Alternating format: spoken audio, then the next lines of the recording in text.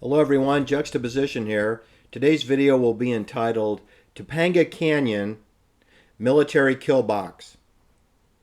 Alright, so where do I begin? Well, Topanga Canyon is one of the 12 canyons that I mentioned in a previous video where I talked about canyon country, running from the Hollywood sign to Runyon Canyon to Nichols Canyon to Laurel Canyon to Coldwater Canyon, to Franklin Canyon, to Benedict Canyon, to Stone Canyon,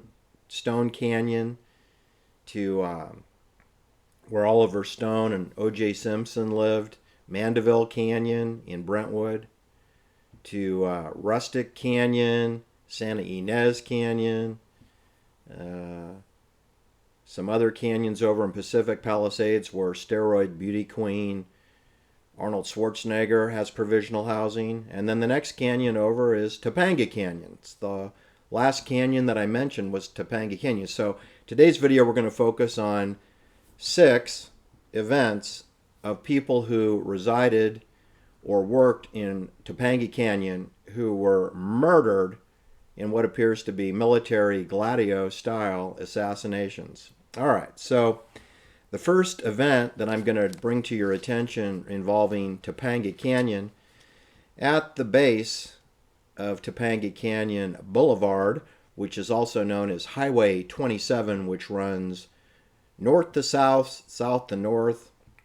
It runs from the Pacific Coast Highway 1, California State Highway 1, all the way north to the George Spahn Ranch off the Santa Susana Pass.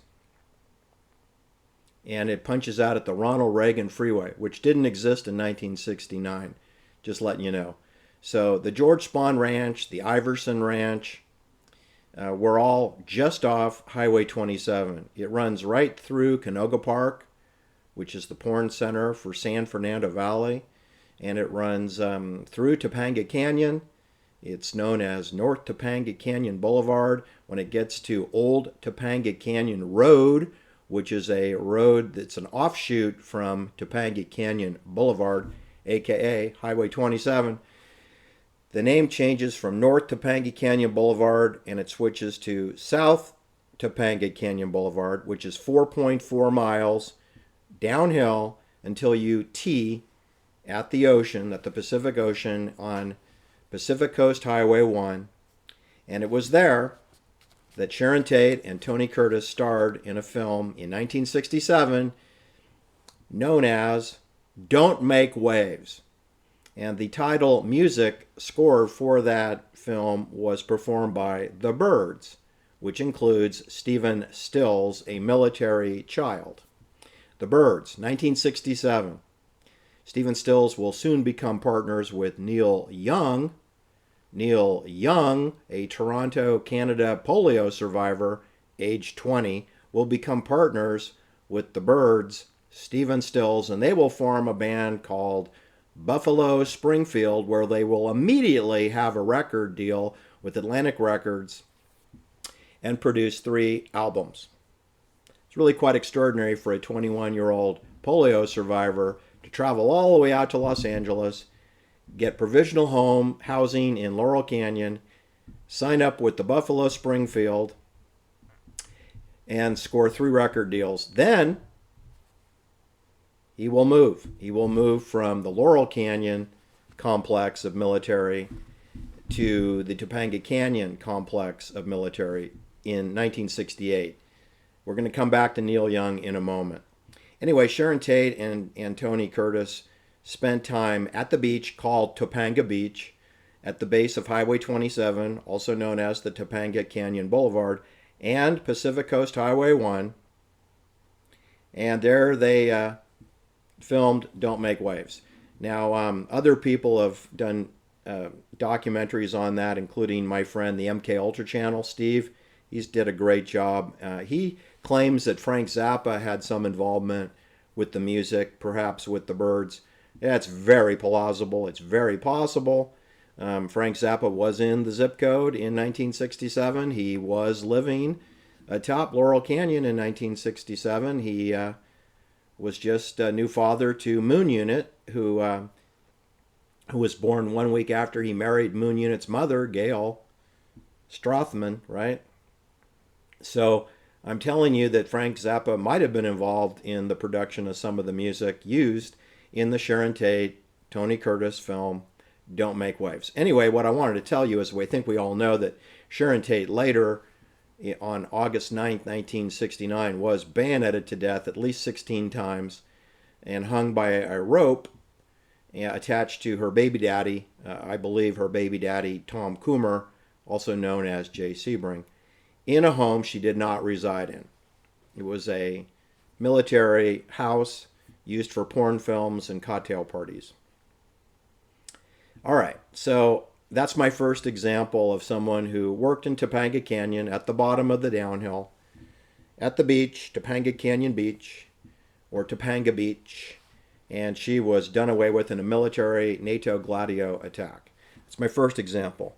My second example, the week before Sharon Tate was done away with in Benedict Canyon, we had the murder of Gary Hinman, who was murdered on Old Topanga Canyon Road. And to be specific, that's why you come to my channel, 964 Old Topanga Canyon Road. Feel free to Google it. Old Topanga Canyon Road is an important road. It's an important military road. It involves lots of offshoots or cul-de-sacs, dead ends, are off Old Topanga Canyon Road. Gary Hinman lived on Old Topanga Canyon Road at 964. The home's been torn down and rebuilt, so don't worry about the actual house. But Gary Hinman was allegedly, he was 29 years old. He was a piano teacher, and he's living in a fairly decent home in a fairly remote area off Topanga Canyon. And his distance from there to the country store down the hill at the intersection of Old Topanga Canyon Road and Topanga Canyon Boulevard, there is a general store down there where you can buy groceries. And it's about 1.2, 1.1 miles distance from where Gary Hinman was murdered in the house of 964 Old Topanga Canyon Road to the grocery store. It's about 1.1 mile away. There are no sidewalks on that road, so you would probably do best to drive your car. You could walk it. It'd be kind of a hard walk back home because it's all uphill. It's all downhill and it's uphill. That's the key, is that you have to realize that Topanga Canyon Boulevard and Old Topanga Canyon Road are on the side of the Santa Monica mountain range, and it is not flat. You're either going uphill or you're going downhill. Anyway, he was stabbed many times. He had his ear chopped off, allegedly, and have not examined his medical report. I sure would love to if I could ever get a copy of it. Anyway, that later was attributed to Charlie Manson did it, right? Or Bobby Beausoleil and Charlie Manson. Anyway, I'm calling poppycock on that. There's really no proof that that's the case. It's a nice story. And of course, that happened on July 27th, 1969. This is right around, we had the Apollo 11 moon landing, I believe on the 24th of July. I think it was around the time of the moon landing that we had the Gary Hinman murder. And it was just Gary Hinman murdered. And I'm telling you, he was also involved with psychedelic drugs that he worked on in the basement of that home, 964 Old Topanga Road. That puts him squarely with the CIA, because the CIA is involved with LSD, mushroom psilocybins. Gary Hinman is associated with psilocybins and other drugs that were dealt with the straight Satans. Motorcycle group of Venice Beach, next door to Arnold Schwarzenegger's Muscle Beach. So right there, that's all CIA. Okay, straight Satans, Satan slaves, motorcycle clubs are CIA drug distribution tools, just like the Hells Angels is in the San Francisco Bay Area. Those are three motorcycle clubs. The Hells Angels, the Satan slaves, and the straight Satans are all CIA drug dealing organizations. Gary Hinman was associated with knowing Danny DiCarlo, who was the treasurer of the Straight Satans of Venice Beach. And he's dealing in psilocybin and probably amphetamines. So that associates Gary Hinman with the CIA. And the fact that he's living in a fairly nice home in Topanga Canyon, that also corroborates CIA. Because he would never get that home if he wasn't given it for free, because you're not going to make enough money to pay rent in Topanga Canyon if your name is Gary Hinman and you're a piano teacher and you attend UCLA. So I can speak with personal experience that UCLA is also a drug distribution center for LSD. Yeah, don't ask me how I know that, but I know that. Okay. So again, UCLA, straight Satans, free housing in Topanga Canyon adds up to you're a CIA drug dealer. And you're murdered by a Gladio style form of murder, by the sword, by bayonet or samurai sword or some kind of a long sword, right? Again, I haven't seen the medical exam, so I can't say it's an M7 bayonet. Could have been. Could have been. That's what I can say that Sharon Tate was killed by, a M7 bayonet. NATO. But anyway, can't say on Gary Hinman, but the point is that he was stabbed to death in a Gladio-style method in a CIA compound known as Topanga Canyon Kill Box at 964 Old Topanga Canyon Road. That's my second incident. My third incident is Neil Young gets moved in there in 1968 after he spontaneously quits the Buffalo Springfield after huge success and 3 albums and ends up at 14400 Sunset Boulevard, playing the guitar and hanging out with Charlie Miles Maddox Manson at the swimming pool of the Will Rogers estate. Then he decides he doesn't want to live in Laurel Canyon anymore, so he gets a home assigned to him in Topanga Canyon, which I sincerely doubt he owned. He's only 21 years old. He's 21, 22 years old when he's hanging out with Charlie Miles Maddox Manson. And Charlie Manson is the one who gets all-day session with the Wrecking Crew at Gold Star Studios on Santa Monica Boulevard. It is Charlie Manson who gets booked to do an all-day session with the Wrecking Crew, not Neil Young. And Neil Young has 3 albums with the Buffalo Springfield, and all of a sudden, Charlie Manson usurps his status because it's kind of looking like Charlie Manson's going to get a TV show like the Monkees. All right, well, anyway, whilst that's happening, Charlie Manson's living like a king in a 5-bedroom, 6-acre, Olympic-sized swimming pool, 13-room hunting lodge for Will Rogers, controlled by Columbia Records and CBS. And Neil Young gets repositioned to Topanga Canyon, and of course, I'll be very specific. Neil Young is given housing 6,000 square feet. Now, it's on a hill, it's 3 levels, so it's chopped up 6,000 square feet. It's not really as big a home as you think it is because it's like a tree house. And it's on the side of a cliff. It's atop a ridgeline. The address, if you want to Google it, go ahead. 611 Skyline Trail. It's a cul-de-sac. It's the end of a dead-end cul-de-sac. It's a prison. It's a detention center. And that is where Neil Young, at age 22, is given housing at 611 Skyline Trail, Topanga Canyon. Right above where Gary Hinman is murdered the next year. Remember, Gary Hinman is killed in 1969 on July 27th, 1969, but Neil Young is ensconced at 611 Skyline Trail sometime around the end of 1968, getting into early 1969. Neil Young is living in Topanga Canyon. And guess who else is living in Topanga Canyon? It's my next incident. Tony Dow of Leave It to Beaver. Tony Dow, who played Wally Cleaver, whose mother was June Cleaver, whose father was Ward Cleaver. Tony Dow as Wally. And we had the Beaver, Theodore Cleaver, played by Jerry Mathers, 3 years younger than Tony Dow. Tony Dow was born on April 13th, 1945, right? So he's about the same age as Neil Young, who was born November 12th, 1945. So essentially, Neil Young and Tony Dow are the same age. They're within 7 months of each other. They're 7 months difference. Tony Dow is 7 months older than Neil Young. But they're both living in Topanga Canyon. Tony Dow has moved into a dead-end cul-de-sac, 1731 Gunnison Trail. 1731 Gunnison Trail. There's only 2 homes on the dead end of that cul-de-sac. It's a rather substantial property. I'm going to say it's 6 acres of land. Swimming pool, big garage, in-law unit, It's a big spread. So Tony Dow from Leave It to Beaver and other shows and other television is given a fairly good home, but it's very remote. It's very, very, very remote. And it's a detention center. And it's about a mile away from Gary Hinman's murder site, which I've already told you was 1.1 miles away from the grocery store.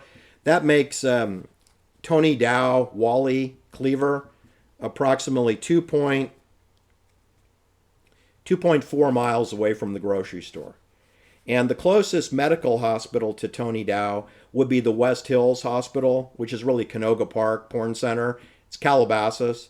And I don't know, it's probably 10 miles away to the hospital, uphill and then into Calabasas is on the way to the George Spahn Ranch. It's about half the distance away.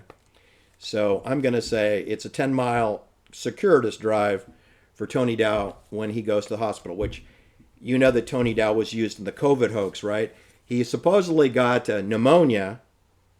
And then he was tested many times, allegedly, for COVID, but he didn't have it. And he went to the hospital, and they don't say, People Magazine and TMZ confirmed, wouldn't tell you the name of the medical hospital in 2021. In August 2021, Tony Dow of Leave It to Beaver was taken to the hospital by his wife because he had pneumonia and couldn't breathe. And he had to sit in the emergency room, waiting room for 24 hours because the hospital beds were all overflowed with all the people who are dying from COVID. Poppycock! I went to 6 hospitals, okay? 6 acute care hospitals during COVID in 2021, okay? And the parking lots were virtually empty, 10% filled, because nobody was having any elective surgery. The only people that were in a hospital during 1921 are people that absolutely had no choice. So they were there because they had strokes, heart attacks, cancer, and they're getting ready to go to hospice. That's the only people at hospitals. Hospitals were mostly empty and vacant, and nurses were being laid off, or cut back. So it was just the reverse of how it was presented on television, is that we had a pandemic and, oh my God, there's no hospital beds. And that's what Tony Dow of Leave It to Beaver was used for, was fear porn. And of course, how appropriate it would be from the porn center of Hollywood, which is San Fernando Valley and the West Hills Medical Center, where Peter Grossman and Rebecca Grossman are associated with a plastic surgery center across the street from this hospital where Tony Dow was taken, along with the Grossman Burn Unit, which only is used for plastic surgery because there are virtually no burn victims in San Fernando Valley. Maybe a sunburn victim. That's about it. All right, so again, we have the Leave It to Beaver used for COVID, even though he's supposedly retired from Hollywood. But you see, nobody ever retires. Then 1 year after this COVID hoax, where Tony Dow doesn't die, and he gets tested many times for COVID but doesn't test positive, which is hard to believe, because I can get a brick to test positive for COVID if I run it through the machine enough times, right? You can get a piece of concrete or a rock to test positive using a PCR test, because it's not a test. It's a collections device to put your DNA into a database. Anyway, so a year later, Tony Dow then is reported dead by his publicist. And that, of course, is on what date did Tony Dow die? Well, let me look it up. I will post a link below, and you can see. But he died in 2022. Tony Dow. He died July 27th, 2022, at age 77 years old. He died not of COVID, but he died of liver cancer. It's funny, he was just in the hospital 11 months earlier for pneumonia. He had pneumonia. Didn't the West Hills Medical Center diagnose him for his liver cancer then? I don't know. TMZ didn't say. People Magazine didn't say. But you know TMZ is CIA. Harvey Levin told you what to believe about the O.J. Simpson case. He told you that Anne Heche died in a fiery car crash. That's definitely not true. And now he's reporting on the Tony Dow COVID case, and he got that wrong. And People Magazine, they're always there to promote a poppycock mendacity. So anyway, it appears that the publicist announced that Tony Dow died on July 26th, and then they scrubbed that and said, no, no, he's still alive. Then the next day they said, no, no, he's definitely dead. So you had a reporting of Tony Dow's death 24 hours before he actually died. So I'm going to call that a red flag, and it's like there was a script, and I don't know if Tony Dow is dead. I certainly don't know that Anne Heche is dead, but they say that Tony Dow is dead, and they say that Anne Heche is dead, but I don't believe People Magazine, and I don't believe Harvey Levin and TMZ, and I don't believe anything comes out of Culver City or Mar Vista or Palms or Venice Beach or anything to do with Silicon Beach or anything to do with that Hollywood scripted zone. So where am I? I've got the, then I got Charlie Manson alleged to be on a yellow school bus driving from San Francisco to Santa Barbara to all over over to China Lake and then out to Oxnard where he ends up in a ditch, and the sheriff wants to know in Ventura County what you're doing in the ditch. Then that bus, which had been painted satanic black by some men that work for CIA, but we don't know their names, then that bus gets parked at the Spiral Staircase House in Topanga Canyon, and I'll be very specific, that school bus that alleged that had Susan Atkins, Patricia Krenwinkel, Mary Bruner, who has the baby of Charlie Miles Maddox, and Charlie Miles Maddox ends up being positioned in Topanga Canyon at the intersection of Old Topanga Canyon Road and Topanga Canyon Boulevard at 128 Old Topanga Canyon Road. 1 mile from the Gary Hinman murder scene is a black bus. Then that's the end of the bus, because from there we go on to the Will Rogers estate, and then Charlie is reassigned housing on a 5-acre, 2-house, 1 big barn property at 21019 Gresham Street in Canoga Park Porn Center, 4.5 miles away from the Spahn Ranch, the George Spahn Ranch. Hope you're following me. I got the black bus incident involving the fake Manson family, who may have slept overnight in Topanga Canyon 1 or 2 nights. Then we have the Gary Hinman murder. Then we have Neil Young moving into that zip code. We have Tony Dow moving into that zip code. We have, Don't Make Waves with Sharon Tate and Tony Curtis going on 4.5 miles down the hill at the beach on Pacific Coast Highway. Then we have the last incident, the 6th incident. Barbara Colby, no relation to William Egan Colby. Barbara Colby is an actress. She starred with Jack Cassidy in Murder by the Book with Peter Falk and Columbo in 1971. They did this, and I recommend you watch the murder with Martin Milner, who was an Army soldier at Fort Ord with Clint Eastwood and David Jansen, whose real name is David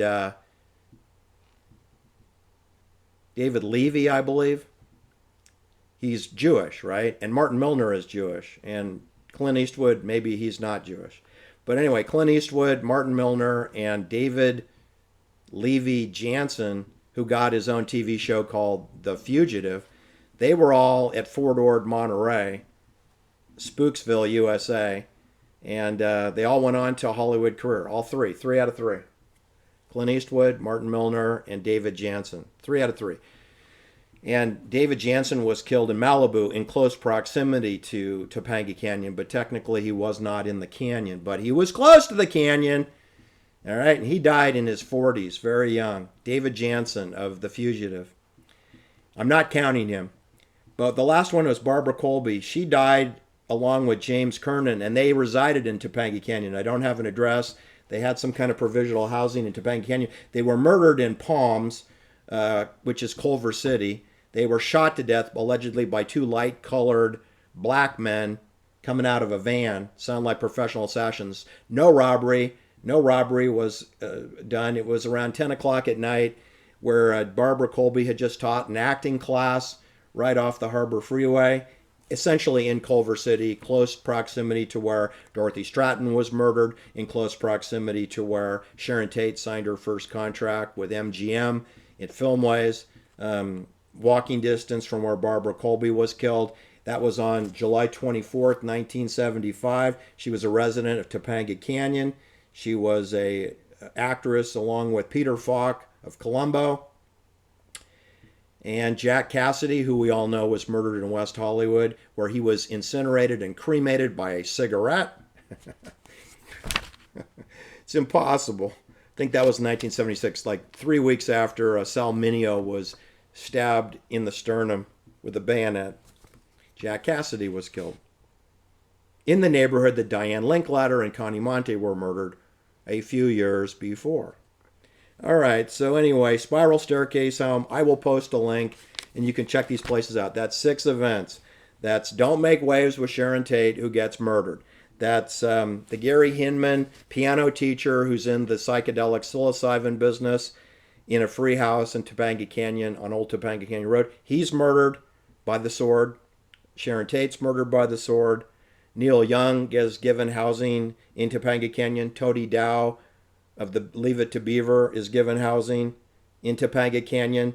They're both used as social engineers, mining for a heart of gold, COVID hoax, both of them. Neil Young, Joe Rogan, Tony Dow, all COVID social engineering soldiers. Then we got Barbara Colby. She was murdered in Culver City, but she was a resident of Topanga Canyon. Her boyfriend, James Keirnan, he also was murdered in Culver City, and he was a resident of Topanga Canyon. At 6 crisis actors, 4 of whom were killed, and 2 of them is allegedly Tony Dow is dead. Neil Young supposedly is alive. He's about 78 years old now.